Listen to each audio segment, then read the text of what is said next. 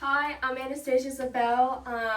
My topic is about all things entertainment, music, and how musicians in this field have found their voice. My co-hosts are... I'm Kyler Lover. I'm Avery Wells. I'm Shimana Galani. I'm Liza Hill. Perfect. So come on this journey with us. And so basically, the reason why I chose this topic is because I grew up in the music field and the industry, starting with touring, my dad being a manager and helped with producing and all the sound equipment, the production, and then helping with some of the contracts, helping the artists just solidify their voice and find their voice, and then go on tour and kind of consult them throughout the years.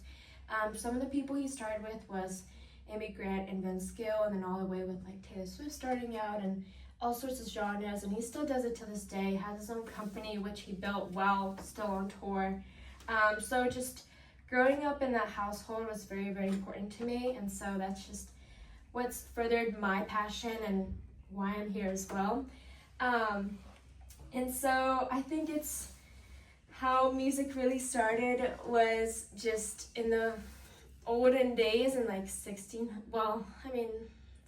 Earth really started, but people like people would always create and write on papers and sing and hymns and do chores and be in homesteads within walls taking care of their babies and whatnot, and never realized that they could actually make a whole profession out of it. It was just to get by, really. And so I think since it's become established and evolved in 1600s to 1700s, when people start writing documents, whether it's a musical form or not, and that would, whether it's under a pseudonym name or their own, especially if you're a female, and even that was bold enough. And so back then, finally, when printing presses were established, the companies, publishing press, all of that, I think that really just started the whole boom of the music industry specifically. So when sheet music was established by, which was the name, when the boom of the publishing business was really established, the printing press started by Johannes Gutenberg, and then as well as the spread worldwide of the piano, like the invention of piano rolls, which was by John McTamey Jr. And so basically, before, you just had to be really good at music and just play, and no one else would be able to figure it out. It was very much by ear, and so once you actually put it down, it's basically this new form of technology where the piano would start playing your music when it's on a roll, and so you just connect it. And that also exploited a lot of artists beforehand, and they didn't realize that, hey, maybe I could start going to different countries and sharing that, developing pupils and teaching people. And so also with Thomas Edison, when he invented the phonograph, that also in 1877, that also just showed, hey, you have a voice and others can hear it. Some people, like most people, will care. They will buy your music and put it in their homes. So I feel like that's something that it started in history and then just evolved to this day, which goes now into kind of streaming music. People back then, like, they didn't really have a plethora amount of jobs to choose from. So with this history, it really developed engineers and instrument constructors and conductors that came out of the woodworks, and business moguls that turned their ideas into practices and revenue cash flows. A lot of people just realized that there was an experience of music that could come outside of their homesteads, out of their walls, that they could go and pay for it, and that developed into operas furthermore, as well as like theatrics, and people can be actors and just frolic around the stage, and all you have to do is just pay them. And so that turned into a whole business, and also validate people's voices. And this inspired so many generations. So we'll skip a few more decades into the 1900s, where vinyl started to appear and engineers and studios started to be established, and they also discovered that, hey, there's physics into that too, and so that further solidifies the voices of musicians and securing their careers over the years as they find their voice, as it's further established with technology. And so there's a wider spread that are aware of your voice and your thoughts and how you convey those ideas and how you can inspire others. And so that's kind of just like the foundation that we could just kind of stem from, going from the radio, TV appearances, and TV lives when that first started.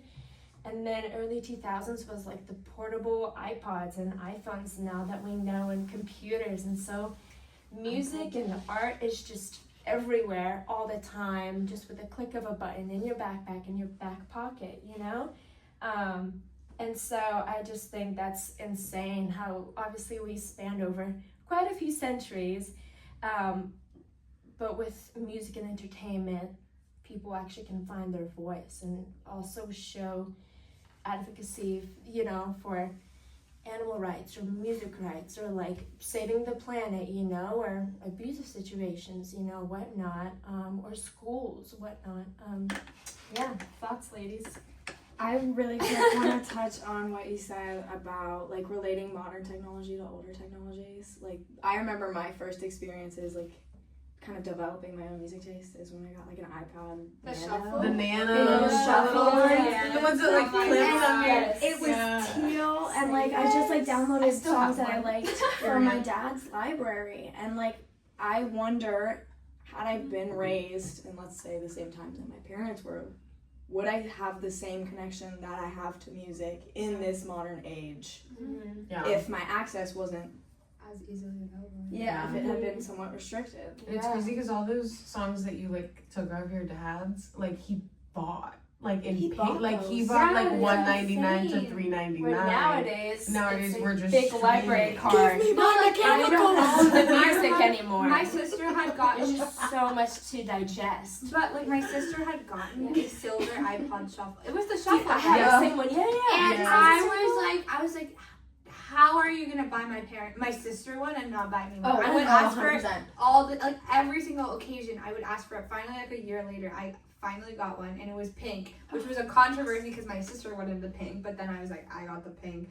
But I was Could not so be the proud of me status adding quo. songs and purchase. I would like ask my dad, I'm like, can I please buy this song? Because it like his taste did not match up with whatever the And you have to go to iTunes and like it connect was. them and like Yeah. with the big long ones you have to drag like the And songs. it's such an experience too. Yeah, you know what it you're took getting so long. where. God, that's nostalgia The right there. money, yeah, and Hey, it's such good a times. bonding And they were experience, too, making with so the much more family. money off of I it. will say, like, 100%. the music technology did, like, bring about, like, honestly, the level, like, I don't think music would be the same without technology where it's at. Like, I mean, Yeah. sure, there are cons to technology, and, like, you have, like, your big Spotify's and Apple Musics that don't necessarily pay artists for, like, their streams and stuff, or, like, Yeah. pay dirt cheap for that. I think if we so. still had to buy them, like buy Maybe the we'd album be or in a buy the different- track or whatever, like I feel like music wouldn't be as accessible to like low income and Yeah. like middle Mhm. income. Like, Yeah, so with Yeah. accessibility it was like comes yeah, also, it was like a very good- like rich thing to like go listen to music or like yeah. go to operas and stuff like that. Yeah. And then it like got easier with live performance, but streaming and stuff like that has made Yeah. it so much easier. Everyone- for I think- But, like, everybody. it's like a yeah, it's a give and take, accessibility, yeah. but, like, But I think it's also like artists. even Yeah, the with balance is hard. yeah. even with like social media like TikTok or Mhm. Instagram or whatever, like Mhm. that's when you have access to music who are like with people who aren't exactly like established Mm-hmm. artists Or on that don't even, Spotify like, or on put it Apple out. Music. Yeah. Like they Yeah. just might have like a song and they want to post it that day and they're like, Yeah. okay. And then great, like now you have access to that too. yeah, yeah. And today too, I went to a seminar which you were at too. Dasha, do y'all know Yeah. who Dasha is? Okay. So she just put out music since she was Really? 13. Yeah. You want to give us a sneak peek?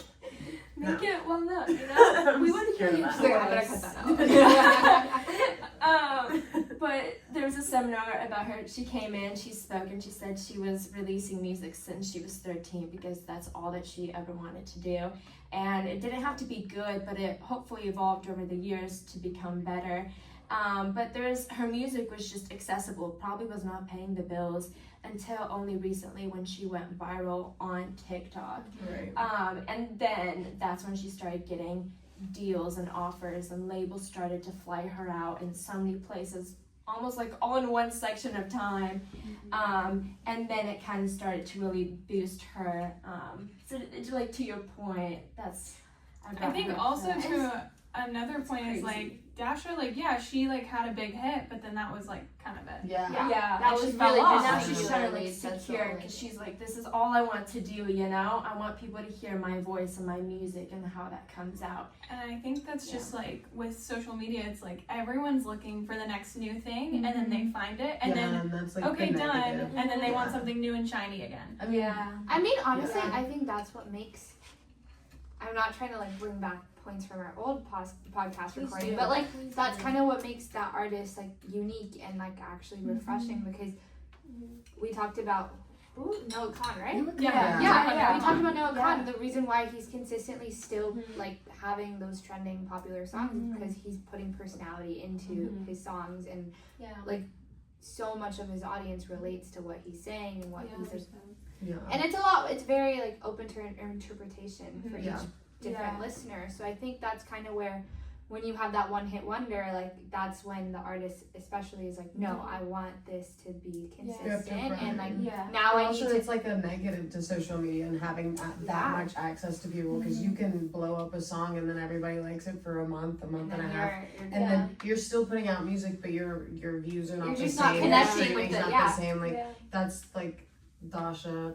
I think that's how you say it. Yeah. I We never love remember. Like period. Like you're thriving, you're killing it. But like at the same time, like that's so hard to go from such a viral hit, like an overnight sensation, to a how do I make this a secure and stable job where people still like the music that I put out after this song that went viral. And I still do what I love, Yeah. and I still do like I'm still myself in like putting out my music, not just like trying to Yeah. replicate what I once felt or what I once like. But I think she did a good job where like that got a lot of traction online, and then she still waited and like released it later. But like as like some of these people are like their originals that they sing on their guitar get a million views and whatever, and then they're like, oh, I gotta record this immediately and I gotta put it out, and then they put it out and it gets a lot of streams, but it's like where do you go from there? Because it's like you don't have anything else in your vault and people are gonna start expecting And that's more the from you. point. Yeah. And like You gotta social have things media, like lined up. that's like it's the positive social media. You have like a whole new fan base, a whole new amount of people to reach out to, but you have like, it can't just more yeah, that you have to do. and Like it's I crazy. think this just made me think of Chapel Roan's speech at the Grammys, Mhm. where she was advocating for new artists Yeah. and for their record labels to be more like willing to give them healthcare and Yeah. like a stable salary and like all those things. So it's like someone like Dasha who gets signed to a label immediately. so quickly. Are they gonna take her in and like just treat her terribly, even though she has this one hit song? Like if she puts out another and it's not a hit, like Exactly. how does the label move forward with that, and like how do they actually treat her like a human being, which is like what Chapel Roan was advocating for in her Grammy speech, which I thought was great and something that probably needed to be done or said. It's Absolutely. very hard to, especially as a female, because it's very easy to suppress emotional females. Like we're highly intellectual, Grammys were for but the we're girls so this year. afraid. Genuinely, Really? yeah. Like a lot of them were females, or at least the spotlight was on females. Because before too, a lot of the creation, like what we would sing about or act about or whatever, advocate for, was just all kind of the same thing. And nowadays, it's the genuineness. What are you going through? What's going on in the world? I mean, starting in the 60s with all the Vietnam War, like that's with Bob Dylan and Simon and Garfunkel, like they all talked about the war and the injustices. And now we're kind of back in the same place, but obviously a little differently. And talking more about, some about the Ukrainian war and things going on overseas, as well as like the labels and healthcare and Chapel Roan, and also like if you like people don't just stick to just two genders basically, like they have other things that are in their life, so it makes it more complex, and so they want to be respected and called a certain way. And so how do you talk to your labels and your team and feel represented and seen, but not like pushing it upon people? And I feel like we're in that culture as well with that, and like food shortages and things are made. Like it kind of goes everywhere, and so I feel like we're in the world where we can actually put that in our music now. We can talk about I it. feel like artists on really TikTok. are. Like it, everything. Yeah. Especially at the Grammys. Like I don't think there was Mm-hmm. one like speech that didn't have something in it about something that was going on and like an injustice. And I think that's another way that like music, not only like on social media, but like how music is just such a like strong thing, and like musicians and artists, because they have that voice and they know that people are listening, and they like don't care that people are listening, especially Chapel Roan. She'll say whatever is on her mind, and I love her for it. And so I think that it's just like, it's eye-opening, because it's like they have such a big platform and they use it right. They do. And so it's like, you really, I think it's great, because like they're all speaking out about it on a public, the Grammys, like millions of people tune in, thousands of people are there. I do feel like past COVID, since COVID's happened, like there's been a movement for like people who are in the public eye to start using their voices more about issues that are And be real about it. being real has definitely Not 'cause been. they have to. Yeah. It brings more bucks under Social their media, name. be real. I feel like there's like a lot of It's really hard. I feel like like with the rise of TikTok, we actually like got to see some of that like realness from like more celebrities and like them putting out like genuine content rather than just like promoting a business or promoting their new song or like whatever. I feel like that's like a lot of what we've seen in the past. And then you have artists like take Noah Khan, for example, again, who's like essentially just like spam posts on his Instagram story, just like random stuff. Like just he's actually like one of the funniest people ever. Yeah. But like he'll just randomly post and it's like, okay, that's like real content. Like that's something that I would see on like my friend's Instagram story. And it's not just them like shoving the fact that like they're on tour, like you should buy your tickets. And you know it's what? not just that. It makes all me the time. more inclined to listen to his music and believe his message. Yeah. Which I feel like some other people have experienced as well. Yeah, and I feel like it very much was that organic thing without the digital age in the 70s and like 80s. And then once MTV came out, like it was so good until it just fell below the floor, like, and it just exploded and it became so manufactured. And then the digital age push and all that, it's just really hard to get the genuineness. And also just like to know whoever's on your team or your audience, are they there to troll you or to actually support your music and provide financially for you and security and actually hear your voice and what you want to do, you know, as well as touring? Are they coming out there just to like then bomb the place, you know what I mean? Or are they out there to actually support you and love you and like treat your meet and greets like it should be, you know, or your interviews, and really get to know you as a human being? Because there's a human being behind every song, every act, you know, publishing. I feel like with growing up in this industry, this really has shown me that I also have a voice, because I also play piano, I write music, I have co-written with a lot of people. I love just reading sheet music for fun, and learning like how all of these genres and these decades and these centuries came to this day, and that really has furthered me. And like once growing up also in touring and the business revenue behind that and the tactics and the strategies, that's encouraged me to then actually go on tour or to consult or somewhat being like the law works of the business. And then also when people want to put out singles and I want to help with their financials and make sure like, hey, okay, if you do this, like we have advances for you. Like, do you want to be at our major label, or do you want, which there's only 4, so you only choose from so many and from only very specific teams, all kind of vying for the same thing. And I want to be kind of that middleman, if not, like if I do work at a label, you know, before I help with someone go on tour or something, I want to be able to let them know, like, hey, this is actually what's going on. This is what it means, you know. Don't forget to look in these subsections, you know. When they say they're going to give you this much money, just know you're probably not going to pay any of it back, or you will struggle a lot. And the revenues and people like a bunch of producers and all these touring people will make all the money before you get any of it, and then you will get some hopefully afterwards. Plus you have to be on TikTok and Instagram and on Snapchat. And I guess like having my hands in all of that over the course of years, which we won't go like fully into that because my history is just a lot. I'm very thankful for it, but that's kind of opened my eyes that like there's so many people that don't know any better and they're 15, 16 years old, sometimes even as little as like 5 or 6, you know, and they're like the next Jojo Siwa or something, you know what I mean? Like whatever it is, like there's so many examples, but or like way back when, like Shirley Temple, like she was only 5 or 6 when she was going on film. She was doing music and film and theatrics and traveling all over the world, and so just kind of being that voice for them and being physically kind of next to them with every step of the way.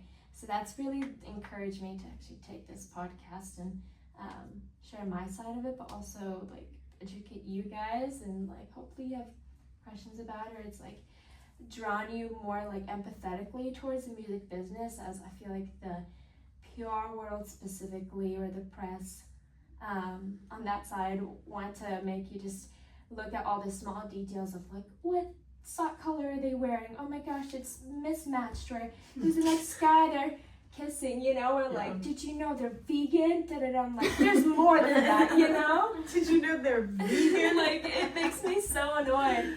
And there's just so many like trajectories to be sidetracked from. It's like, no, it's actually, they're taking away from their voice, from their image, their reputation, what they've worked so hard for. So yeah, that's, hopefully I can help eliminate part of that and like continue focusing on the actual art, and hey, this is a human being, they have a voice, and listen to them, basically. I love that.